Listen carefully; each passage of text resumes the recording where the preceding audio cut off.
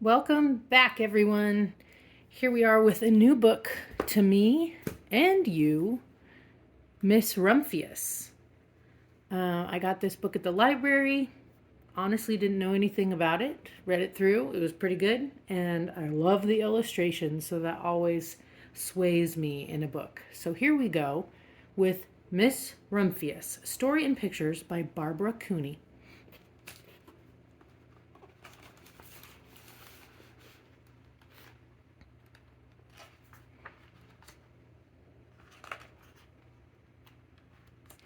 The Lupin lady lives in a small house overlooking the sea.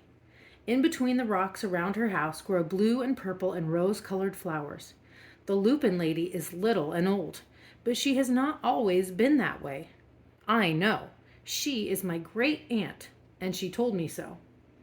Once upon a time, she was a little girl named Alice, who lived in a city by the sea. From the front stoop, she could see the wharves and the bristling masts of tall ships. Many years ago, her grandfather had come to America on a large sailing ship. Now he worked in the shop at the bottom of the house, making figureheads for the prows of ships and carving Indians out of wood to put in front of cigar stores. For Alice's grandfather was an artist. He painted pictures, too, of sailing ships and places across the sea. When he was very busy, Alice helped him paint or put in the skies. There she is painting the skies.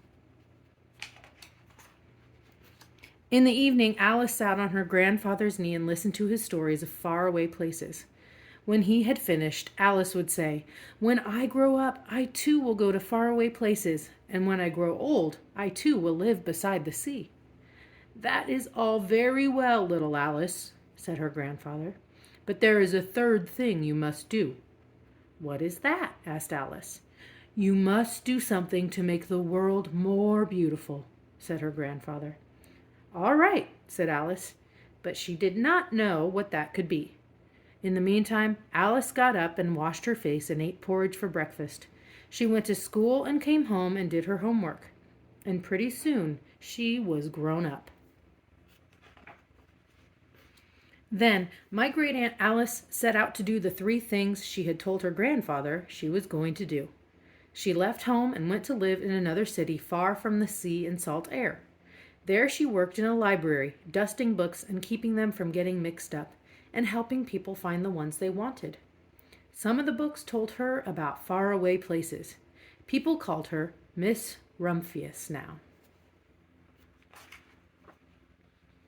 Sometimes she went to the conservatory in the middle of the park.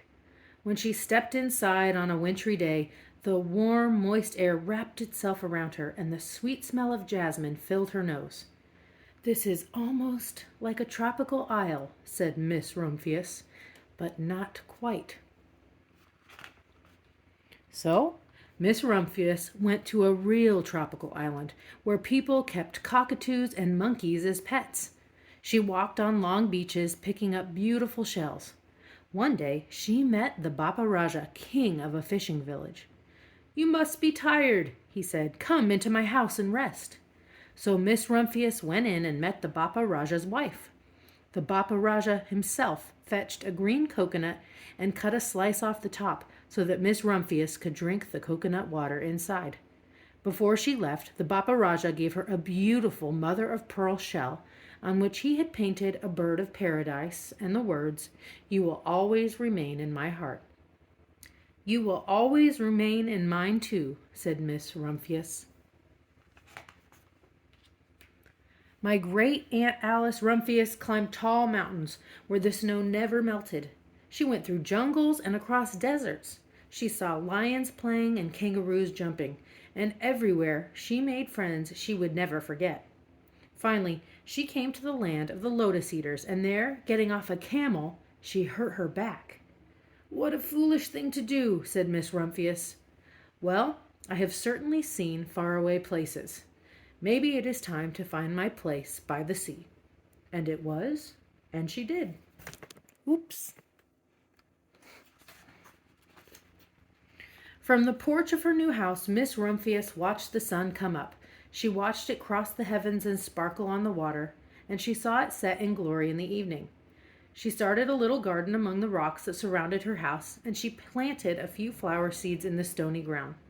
Miss Rumphius was almost perfectly happy. "But there is still one more thing I have to do," she said. "I have to do something to make the world more beautiful." "But what?" "The world is already pretty nice," she thought, looking out over the ocean. The next spring, Miss Rumphius was not very well. Her back was bothering her again, and she had to stay in bed most of the time. The flowers she had planted the summer before had come up and bloomed in spite of the stony ground. She could see them from her bedroom window, blue and purple and rose-colored. "Lupins," said Miss Rumphius with satisfaction. "I have always loved lupins the best. I wish I could plant more seeds this summer so that I could have still more flowers next year." But she was not able to.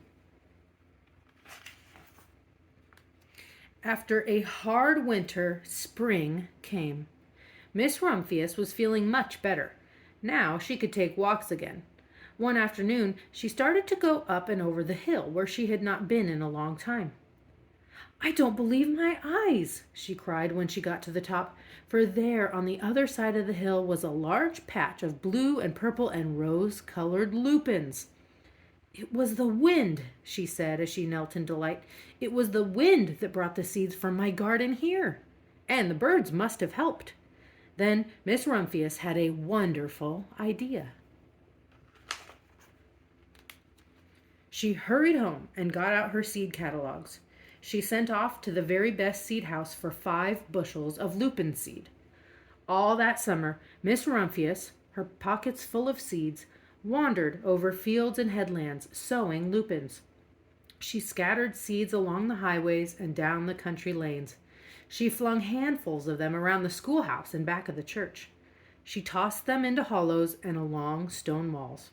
Her back didn't hurt her any more at all. Now, some people called her that crazy old lady. The next spring, there were lupins everywhere. Fields and hillsides were covered with blue and purple and rose-colored flowers. They bloomed along the highways and down the lanes. Bright patches lay around the schoolhouse and back of the church. Down in the hollows and along the stone walls grew the beautiful flowers. Miss Rumphius had done the third, the most difficult thing of all. My great Aunt Alice, Miss Rumphius, is very old now. Her hair is very white. Every year there are more and more lupins. Now they call her the Lupin Lady. Sometimes my friends stand with me outside her gate, curious to see the old lady who planted the fields of lupins.